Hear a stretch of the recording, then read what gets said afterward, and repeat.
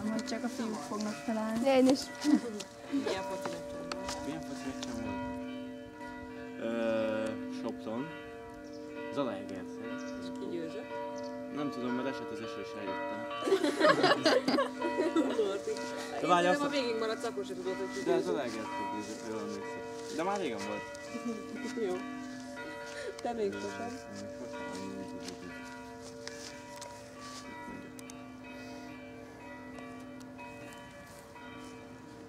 Sosem vágtam fát. Aha, többiek biztos. Ó, Balázs, vágtál fát? Meg a Dorci is. Hogy vágtál fát? Hol? Hát nekünk van egy nyaralónk Egyeken, és ott apu ki szokta vágni az ilyen nagy elkorhatfákat, és azt segítettem neki a fűrészekkel. Aztán, hát akkor hozzatok félünk tőled. Nagyon jó. Én eddig is féltem. Akkor te jössz, Dorci. Te még sosem. Én még sosem néztem a Dunában. Na, kiúszott már a Dunában. Hú, de sokan. Hol úsztál Dunában? Hát azt nem tudom, hogy pontosan hol, de volt